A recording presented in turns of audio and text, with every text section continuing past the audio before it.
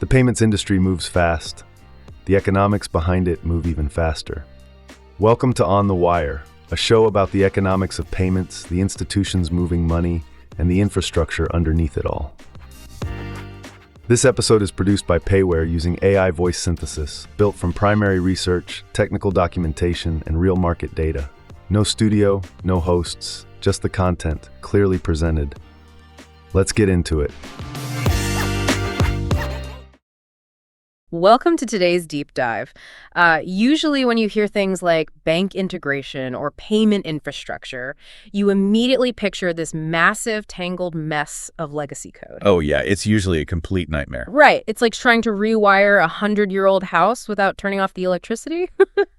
But today, we are pulling from developer docs, integration white papers, and real case studies to demystify how regional banks and payment service providers actually plug into the payware network for account-to-account, or A2A, payments. And honestly, whether you are prepping for a fintech strategy meeting or, you're just insanely curious about what happens behind the scenes of your mobile banking app, this is going to be your shortcut. Yeah, we are definitely cutting through the information overload today. So let's just get into the roles here. It's actually a pretty clean division of labor. Yeah, it really is. Basically, the bank brings the paying customers and the payware network brings the merchants. I like to think of it like a universal power grid.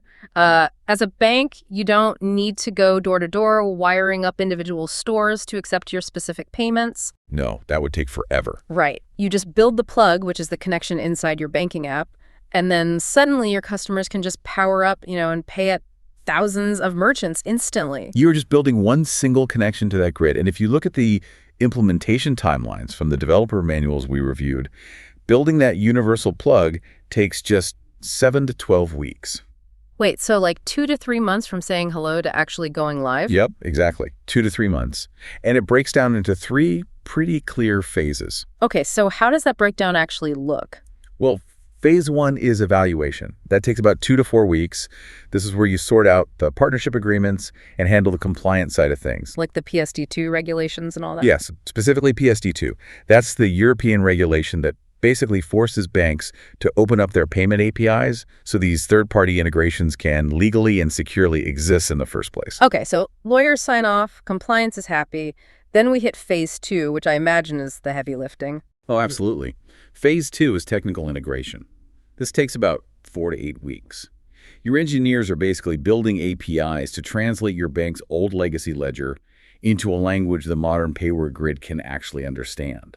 So they're setting up things like the QR, scan to pay, and the status callbacks, right? Exactly. And those callbacks are crucial. That is the mechanism that instantly pings the merchant's tablet, flashing green the exact second the money leaves the customer's account. Yeah. And they're also building out the daily settlement reconciliation. Which means just making sure the math adds up perfectly at the end of the day. Right. You need absolute certainty. When a customer scans a QR code, the funds move and the accounts balance perfectly.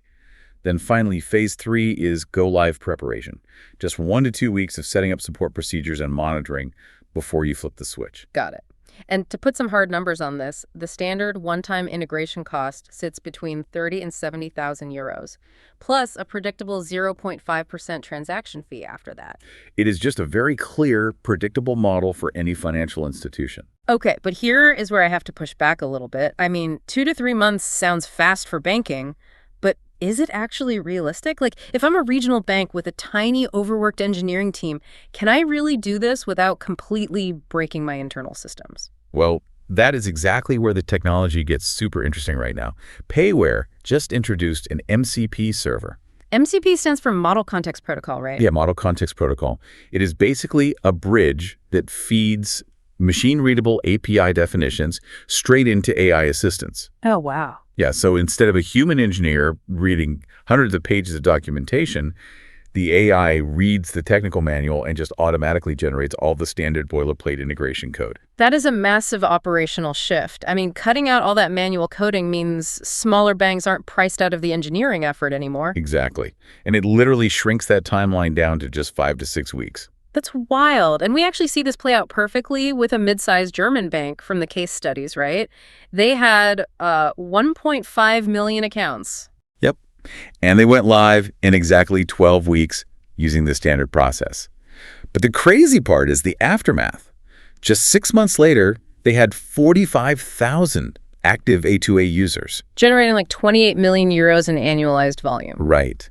But the real aha moment from that implementation was that 12% of those transactions were on us. Meaning the customer and the merchant both just happened to use that same German bank. Exactly.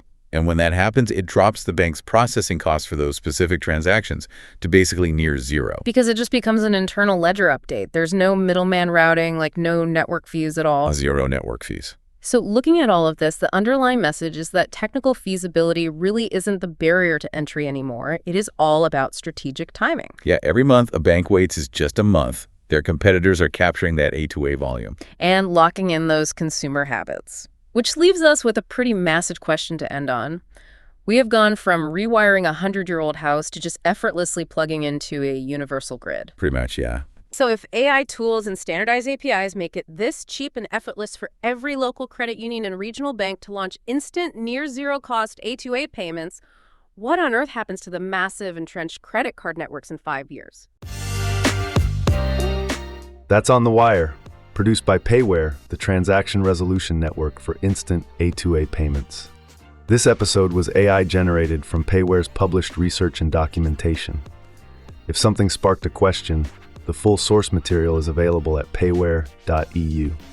If you work in payments at a bank, an ISV, or a merchant organization, and what you heard is relevant to what you're building, reach out. The conversation doesn't have to stop here. Subscribe to On the Wire wherever you listen to podcasts. The next episode is already waiting.